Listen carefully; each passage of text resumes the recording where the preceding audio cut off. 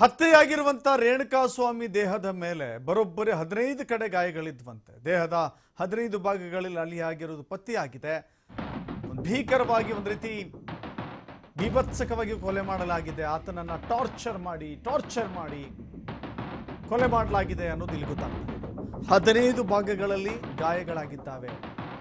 15 ಭಾಗದಲ್ಲಿ ಹಲ್ಲೆಯಾಗಿದೆ ಅಂತ ಹೇಳಿ ವೈದ್ಯರು ಮಾಹಿತಿಯನ್ನು ಕೊಡ್ತಾ ಇದ್ದಾರೆ. ಮೂಗು, ಕಾಲು, ತಲೆ, ಬೆನ್ನು, ದವಡೆ ಸೇರಿದಂತೆ 15 ಕಡೆ ಗಾಯಗಳಾಗಿದ್ದಾವೆ. ರಾಡ್ನಿಂದ ಹೊಡೆದಿರಬಹುದು ಅಥವಾ ಕಟ್ಟಿಗೆಯಿಂದ ಹೊಡೆದಿರಬಹುದು ಅನ್ನೋದು ಸದ್ಯಕ್ಕೆ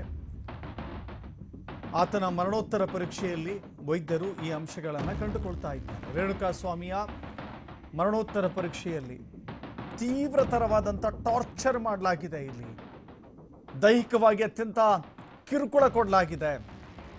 ಅದು ವಿಚಿತ್ರ ರೀತಿಯ, ವಿಕೃತ ರೀತಿಯ, ವಿಲಕ್ಷಣ ರೀತಿಯ ಕಿರುಕುಳ ಇಲ್ಲಿ ಕೊಡಲಾಗಿದೆ ಆತನಿಗೆ.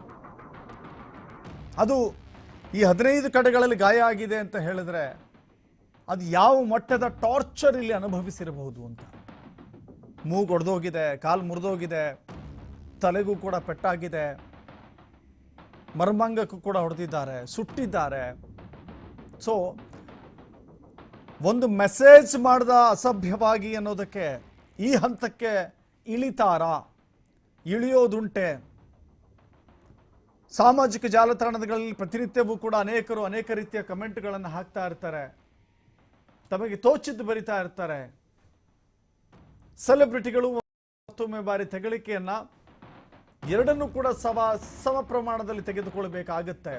ಆದರೆ ಇಲ್ಲಿ ಪವಿತ್ರ ಗೌಡಗೆ ಅವಾಚ್ಯವಾಗಿ ಅಥವಾ ಒಂದು ಅಸಂಬದ್ಧ ರೀತಿಯಲ್ಲಿ ಮೆಸೇಜ್ ಹಾಕಿದ್ದ ಅನ್ನುವ ಕಾರಣಕ್ಕಾಗಿ, ಕಮೆಂಟ್ ಹಾಕಿದ್ದ ಅನ್ನುವ ಕಾರಣಕ್ಕಾಗಿ ಈತನನ್ನ ಕೊಲೆ ಮಾಡಲಾಗಿದೆ ಅಂತ ಹೇಳಿದ್ರೆ ನಿಜಕ್ಕೂ ಕೂಡ ಈ ಭಾರತದ ಇತಿಹಾಸದಲ್ಲಿ ಇದು ನಿಜಕ್ಕೂ ಕೂಡ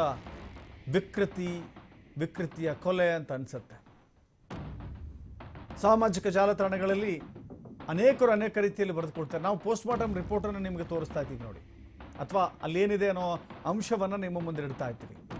ರೇಣುಕಾಸ್ವಾಮಿ ದೇಹದ ಮೇಲೆ 15 ಕಡೆ ಹಲ್ಲೆಯಾಗಿರುವ ಗುರುತು ಪತ್ತೆಯಾಗಿದೆ. ಕಾಲು, ಕೈ, ಎದೆಭಾಗದಲ್ಲಿ ಸಿಗರೇಟು ಹಾಗೂ ಕಾದ ಕಬ್ಬಿಣದಿಂದ ಸುಟ್ಟಿರುವ ಗಾಯಗಳಿದೆ.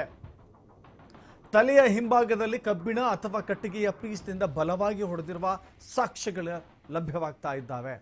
ಮುಖ ಹಾಗೂ ದವಡೆಯ ಭಾಗಕ್ಕೆ ಬಲವಾದ ಆಯುಧದಿಂದ ಹೊಡೆದಿರುವುದು ದವಡೆಯ ಭಾಗದಲ್ಲಿ ಬಿರುಕು ಬಿಟ್ಟಿದೆ. ಮುಖದ ಮೇಲೂ 3 ಹಲ್ಲೆ ಗುರುತುಗಳಿದ್ದಾವೆ.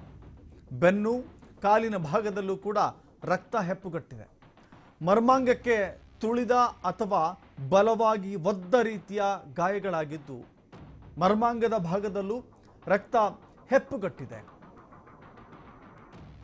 ಇದು ಪೋಸ್ಟ್ ಮಾರ್ಟಮ್ ರಿಪೋರ್ಟ್, ಮರಣೋತ್ತರ ಪರೀಕ್ಷೆಯ ವರದಿ.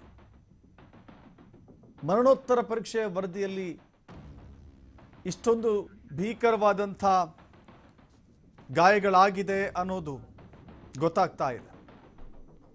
ಅದು ನಟ ದರ್ಶನ್ ಹಾಗೂ ಅವರ ತಂಡ ಮಾಡಿದೆಯೋ ಅಥವಾ ಇನ್ಯಾರೋ ಮಾಡಿದ್ದಾರೋ, ಆದರೆ ಇಂಥ ಭಯಾನಕ ರೀತಿಯಲ್ಲಿ ಇಷ್ಟೊಂದು ಟಾರ್ಚರ್ ಕೊಟ್ಟು, ಕಿರುಕುಳ ಕೊಟ್ಟು ಆತನನ್ನು ಕೊಲೆ ಮಾಡಲಾಗಿದೆ.